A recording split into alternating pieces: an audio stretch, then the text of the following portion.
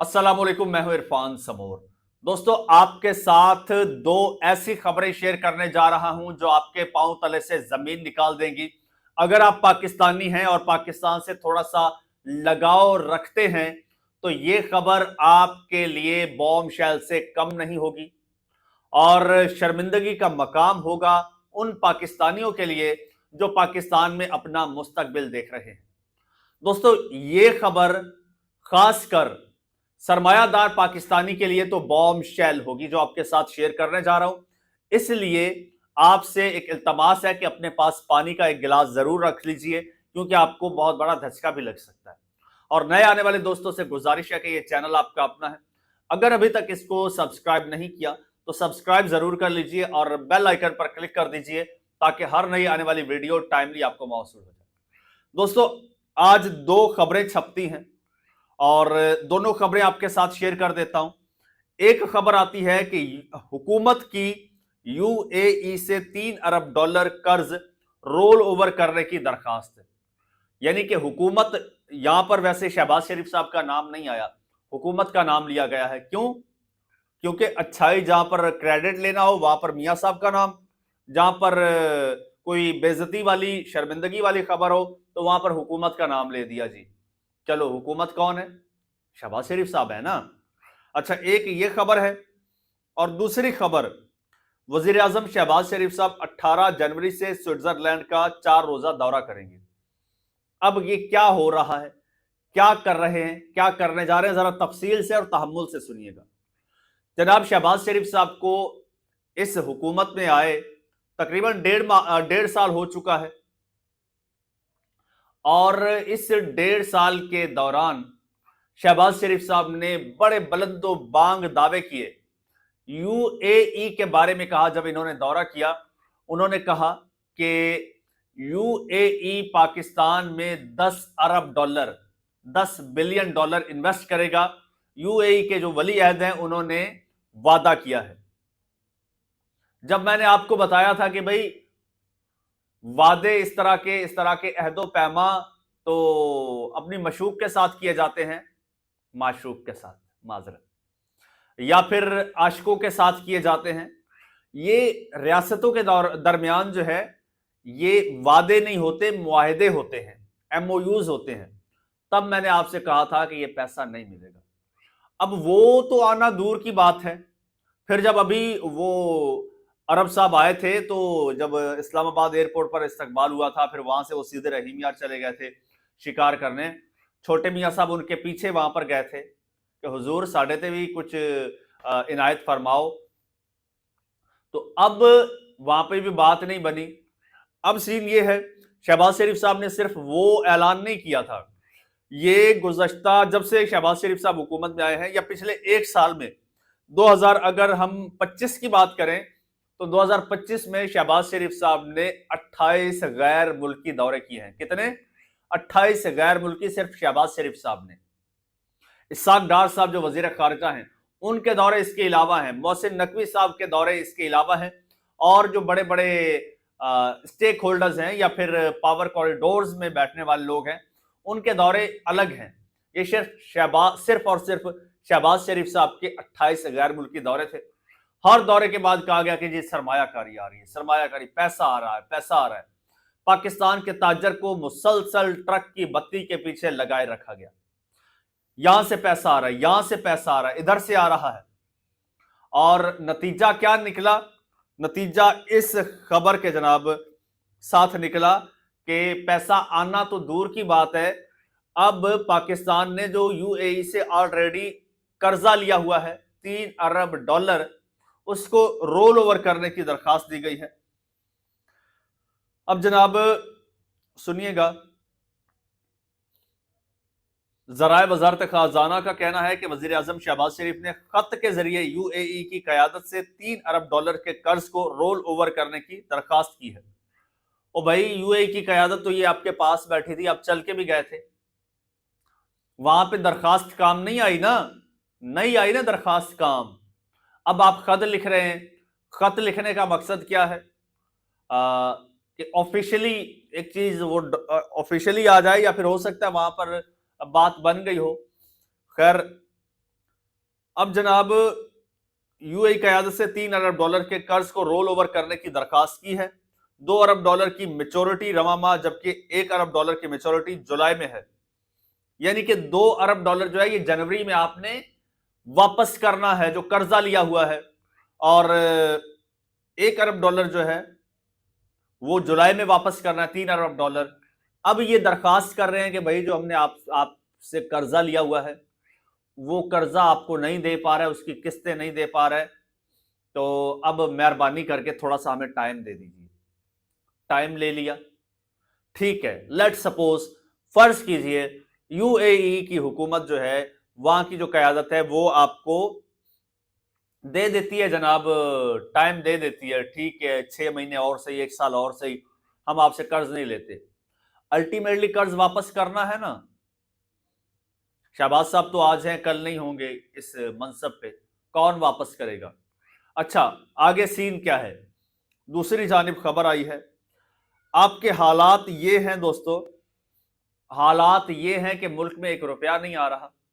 अब गुज़श्ता 1.5 साल में 2 साल में या जितनी भी इनकी हुकूमत है, इस हवाले से आपके वज़ीर ख़जाना ने एक कहा था, एक बयान दिया था, अगर मैं भूला नहीं हूं तो उन्होंने कहा था कि गुज़श्ता 22 माह में मुल्क में 1 रुपया इन्वेस्टमेंट नहीं आई। जी हाँ, और शहबाज साहब ने बड़े लंबे और बुलंदो बांग दावे किए थे, यहां से इतने अरब डॉलर आ रहा है, यहां से इतने अरब डॉलर आ रहा है, यहां से इतने अरब डॉलर।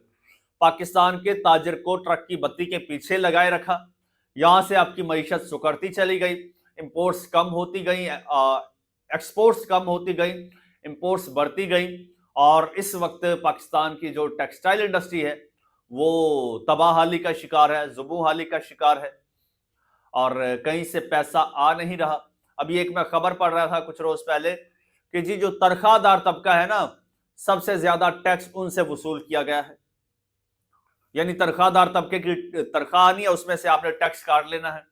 जो सरमायादार है, जो ये बड़ा ताजिर है, मगरमच्छ है, जो ज्यादा टैक्स दे सकता है, उससे आप टैक्स नहीं ले रहे, नहीं वसूल कर रहे। क्यों?